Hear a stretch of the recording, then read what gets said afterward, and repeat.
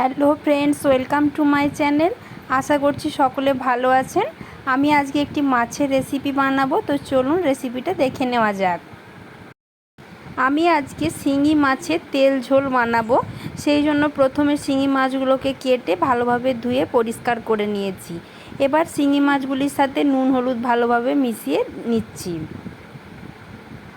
এই শিঙি মাছ কিন্তু আমাদের শরীরের পক্ষে খুবই উপকারী এবং খেতেও কিন্তু খুবই সুন্দর।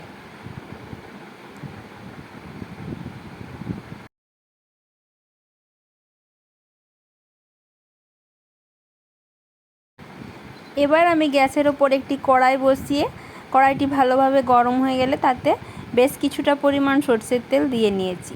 তেল ভালোভাবে গরম হয়ে গেলে আমি প্রথমে শিঙি মাছগুলো তেলের ওপর দিয়ে ভালোভাবে ভেজে নিচ্ছি।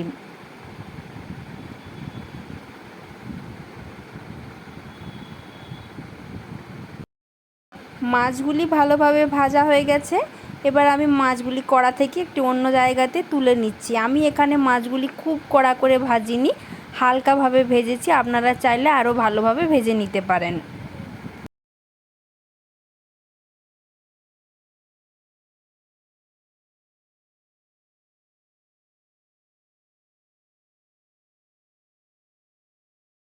এবার শিঙি মাছের তেল ঝোল বানানোর জন্য আমি ওই তেলের ওপরই ফোড়নে দিয়ে দিয়েছি একটা তেজপাতা এবং অল্প পরিমাণ গোটা জিরে।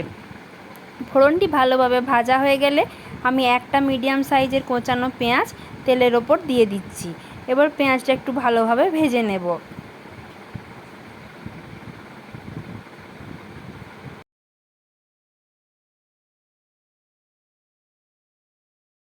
পেঁয়াজ একটু ভালোভাবে ভাজা হয়ে গেলে আমি তাতে 1 চামচ পরিমাণ আদা রসুন বাটা দিয়ে দিচ্ছি। এবার সম্পূর্ণ মশলাটা আমি ভালোভাবে কষতে থাকবো।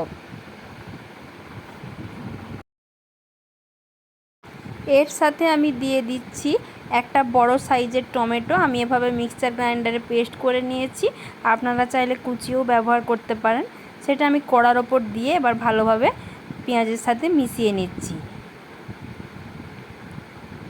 টমেটো ভালোভাবে ভাজা হয়ে গেলে আমি একটি অন্য বাটিতে হলুদ লঙ্কা ও জিরে পরিমাণ মতো দিয়ে তাতে একটু জল দিয়ে আমি একটি পেস্ট বানিয়ে নিয়েছিলাম, সেই পেস্টটিও আমি মশলার সাথে দিয়ে ভালোভাবে কষিয়ে নিচ্ছি।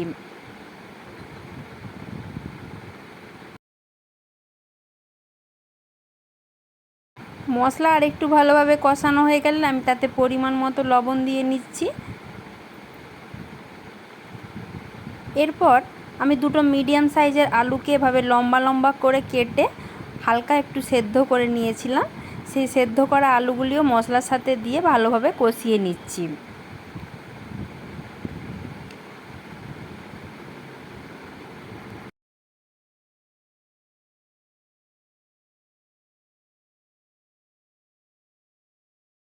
আলুগুলি বেশ কিছুক্ষণ সময় নিয়ে ভালোভাবে কষতে থাকবো। আলুগুলি ভালোভাবে কষানো হয়ে গেলে আমি এর সাথে পরিমাণ মতো জল দিয়ে কিছুক্ষণের জন্য ফুটতে দিচ্ছি। ঝোলটা ভালোভাবে ফুটতে শুরু করলে আমি আগের থেকে যে মাছগুলি ভেজে রেখেছিলাম সেটা দিয়ে দিচ্ছি। আমি যেহেতু মাছগুলি খুব কড়াভাবে ভাজিনি, তাই ঝোলের সাথে দিয়ে বেশ কিছুটা সময় নিয়ে আমি মাছগুলি ভালোভাবে সেদ্ধ হতে দেব। দেখুন, শিঙি মাছের তেল ঝোল কিন্তু সম্পূর্ণরূপে তৈরি। আমি যেহেতু শিঙি মাছের একটা নিজস্ব গন্ধ থাকে, তাই এখানে আমি ওপর থেকে আর গরম মশলা দিইনি। আপনারা চাইলে গরম মশলা দিতেও পারেন। তো বন্ধুরা, আমার আজকে শিঙি মাছের তেল ঝোল রেসিপিটি আপনাদের কেমন লাগলো? তরকারিটা কালার দেখে আপনারা আশা করি বুঝতে পারছেন তরকারিটা খেতে কিন্তু দারুণ হয়েছিল। গরম ভাতের সাথে এরকম রেসিপি থাকলে আর কিছুই লাগবে না। আপনারা আমার মতন করে একবার বাড়িতে বানিয়ে দেখবেন, আশা করছি ভালো লাগবে। আর এরকম নতুন নতুন রেসিপির আপডেট পেতে আমার চ্যানেলটিকে প্লিজ সাবস্ক্রাইব করে দেবেন এবং পাশে থাকা বেল বোতামটি অবশ্যই প্রেস করবেন।